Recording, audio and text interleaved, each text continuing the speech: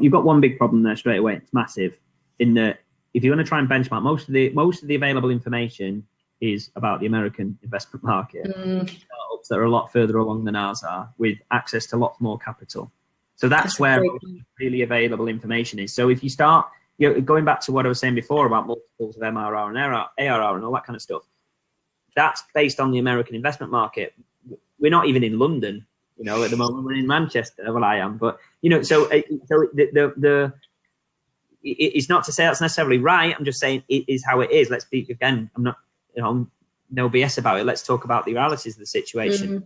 And again, ask yourself what information you're going to supply to the rest of the world about your startup. What are you going to share with people? So there are certain, I forget the names of them at the moment, but there's a couple of, like Investment Crunch or what, not tech, I'm thinking of TechCrunch and Investment. Oh, Crunchbase.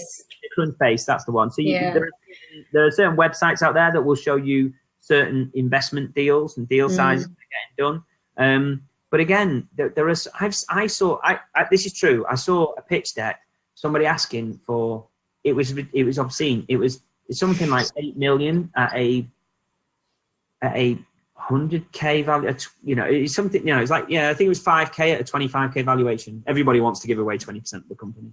It was something like that. And in the one-page summary, they quoted their social reach as the only number within their pitch deck. So.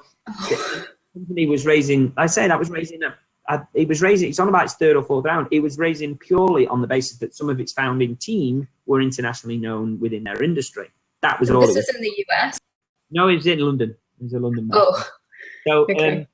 So when you're talking about benchmarking your company, I find it very hard to benchmark. What you could possibly do is So what I'll try and give you for instance, working with let's say a digital music platform, doing something that maybe is not dissimilar from SoundCloud, for example. It's not the same, because obviously you don't want to be the same, especially not the same as SoundCloud these days. But but you could see there are those companies that have gone through the startup journey. If you've got a company that is, or companies ideally, that are in some way comparable to yours, that have gone through this process. So, in this particular instance, well, we're the next SoundCloud times 10 because of X, Y, Z. SoundCloud had just raised a certain amount on a certain valuation based on certain numbers that were freely available. So that was out there. For example, Monzo, I think, just released their financials. It's public information. They're transparent. So if you're creating some kind of fintech product, you could go, the information's freely available. I've got it myself actually, because I invested just so I could see the business plan because I was interested.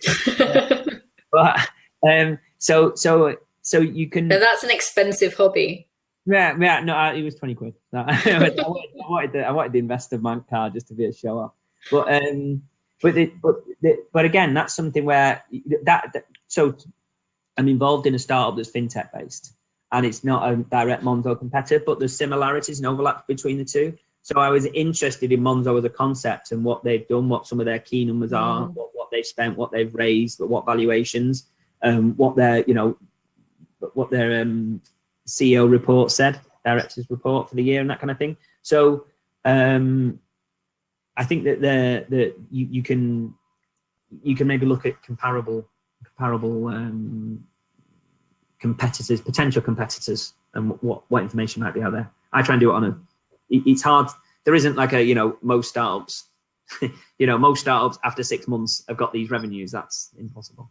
And then I think Mike's left a little comment in the chat for you, which is surely as an accountant, you get to see what's possible. I guess because you work with so many companies, and I guess is that a bonus about sourcing your financials to an accountant with similar clients? Yeah, I think that is true. There are certain areas where we might, we can, we personally, this I'm trying to give sort of for instance, genetic advice, generic. Yeah. So in my own experience, then I've probably seen certain startups do certain things and then say, oh yeah, I knew somebody who did this or so and so did that. sometimes, you know, again, we introduce teams to each other because there's been overlap between the two, and you know, especially in the music industry, it seems to be like the Wild West. But yeah, it's a hot trend in Manchester in music startups. Yeah, but generally, it's a common area. It's a common, you know, if I had £1 for every music startup or you know, job recruitment startup, that recruitment's the one that everybody's into. But that's interesting. It's such an enormous market. Why wouldn't you? So.